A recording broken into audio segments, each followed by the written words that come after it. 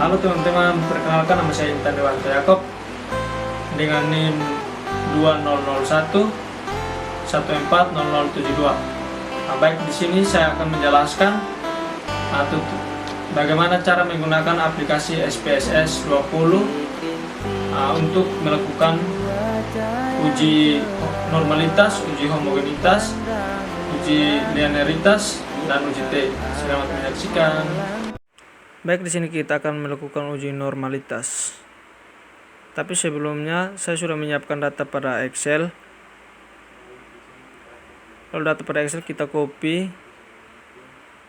lalu kita masukkan pada aplikasi SPS-nya, lalu kita paste datanya di aplikasi SPSS.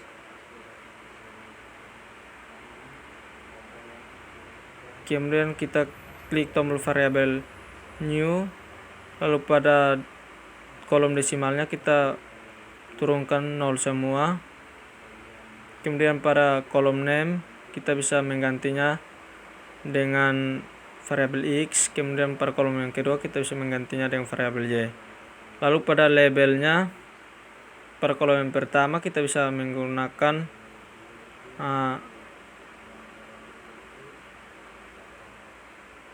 religiusitas.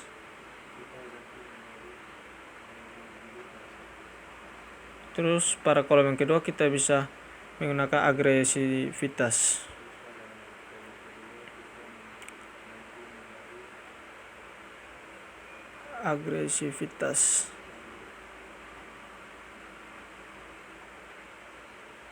Lalu kita klik kembali tombol data view, lalu kemudian kita klik tombol analyze.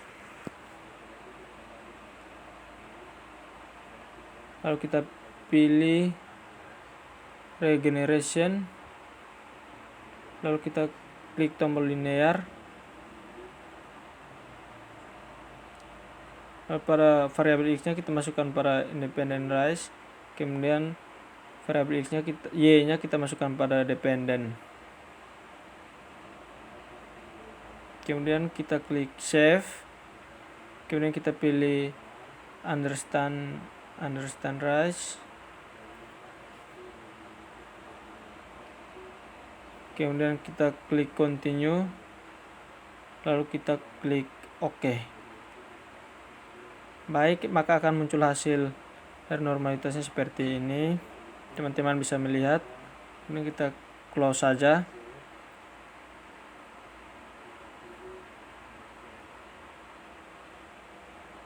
Maka akan muncul nilai residualnya.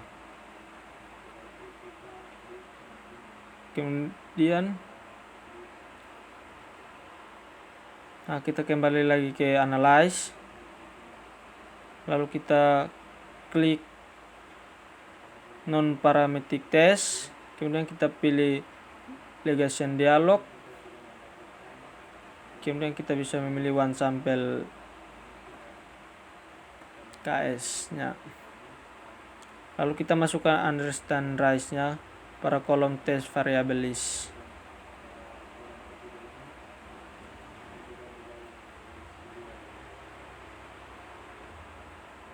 Baik, lalu kita klik normal. Lalu kita klik OK. Baik teman-teman, maka akan muncul, jika sudah muncul nilai residualnya, kita kembali lagi kepada dasar pengambilan keputusannya. Nah, jika nilai signifikan lebih dari 0,05, maka nilai residual berdistribusi normal.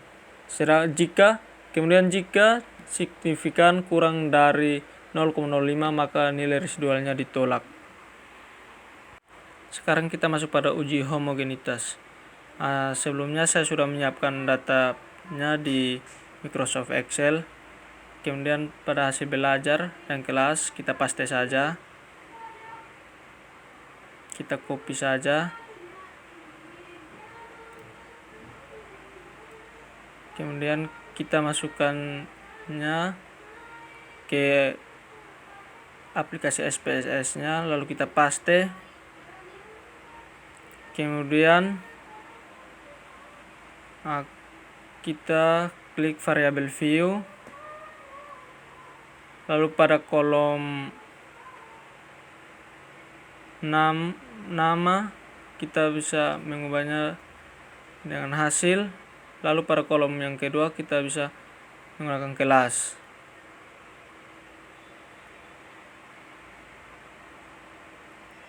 Lalu pada kolom desimalnya kita ubah saja semuanya 0.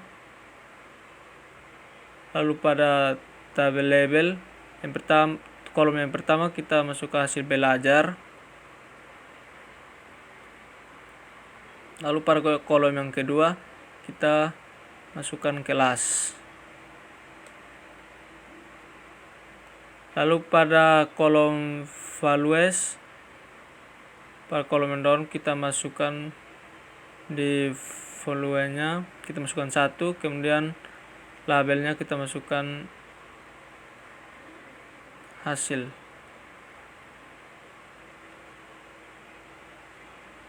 Lalu pada volume kolom kedua kita masukkan 2, kemudian labelnya kita masukkan ini kelasnya, kemudian kita klik OK. Lalu kita klik data view, kemudian klik analyze, lalu kita pilih comparison match, lalu kita klik one away ANOVA. Kemudian hasil belajarnya kita masukkan di dependent list, kemudian kelasnya kita masukkan di faktor. Kemudian kita klik option, lalu kita klik, kemudian kita klik pada kolom homogeneous of variance test, kemudian kita klik OK, maka akan muncul hasilnya seperti ini teman-teman.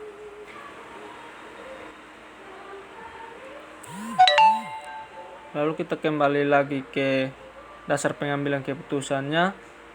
Jika nilai SIG lebih dari 0,05 maka distribusi data homogen. Jika nilai SIG kurang dari 0,05 maka distribusi data tidak homogen. Baik, sekarang kita masuk pada uji linearitas. Datanya sudah saya siapkan di Microsoft Excel. Kita copy saja. Lalu kita masuk pada aplikasi SPSS-nya. Kita paste data yang tadi kita copy. Jika sudah, lalu kita klik variable view. Kemudian pada kolom nama kita bisa mengubahnya dengan variabel X, kemudian kolom yang kedua kita bisa menggantinya dengan variabel Y. Lalu pada desimalnya kita bisa mengurangkan atau menggunakan angka 0. Pada kolom labelnya kita bisa menggunakan religiositas, kemudian pada kolom yang kedua kita bisa menggunakan agresivitas. Kemudian kita klik data view, kembali ke data view, kemudian kita pilih analyze, kemudian kita pilih complement means, kemudian kita pilih means, kemudian variabel X-nya kita masukkan di kolom independent list, kemudian variabel Y-nya kita masukkan di dependent list, kemudian kita pilih option, kemudian kita centang pada test for linearitas, lalu kita klik continue, lalu kita klik OK. Maka akan muncul hasilnya seperti ini. Teman-teman bisa scroll ke bawah, lalu kita lihat pada ANOVA tabelnya.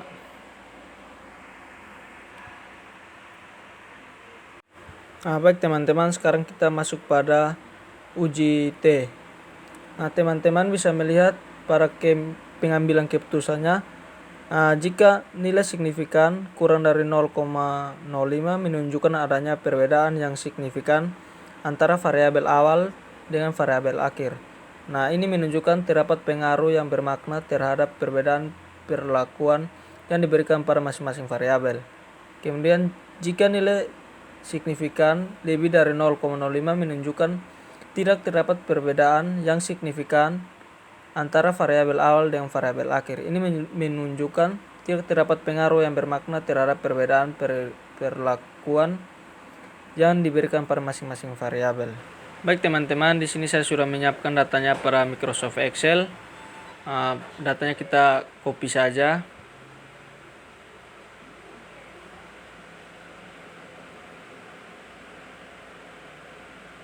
Kemudian kita masuk ke SPSS-nya, kita paste data yang tadi sudah kita copy.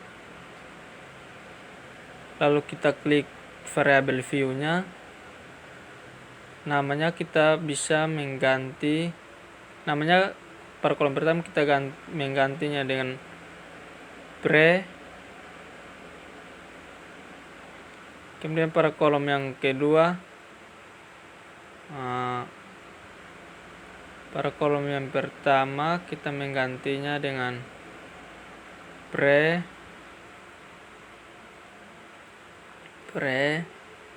Kemudian pada kolom yang kedua kita bisa menggantinya dengan post. Dan pada labelnya kita bisa menulis pretest. Kemudian pada kolom yang kedua kita bisa post test. Bisa mengubah post test ya. Kemudian kita klik data view, lalu kita pilih analyze, kita klik analyze, lalu kita pilih comprehensive means, lalu kita lalu kita klik comprehensive means, lalu kita klik variate simple tense, kita masukkan variabel x nya ke variabel 1, kemudian variabel y nya kita masukkan pada variabel 2. Kita masuk pada variabel 2.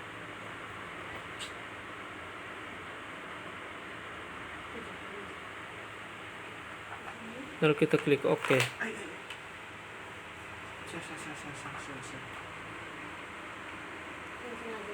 Maka kita mendapatkan hasilnya, uji hasil T nya dengan nilai signifikan. Maka kita mendapatkan hasil signifikannya yaitu 0,01. Dari pengambilan keputusannya, jika nilai signifikannya kurang dari 0,05 menunjukkan adanya pengaruh terhadap hasil belajar siswa. Sekian video dari saya, semoga bermanfaat.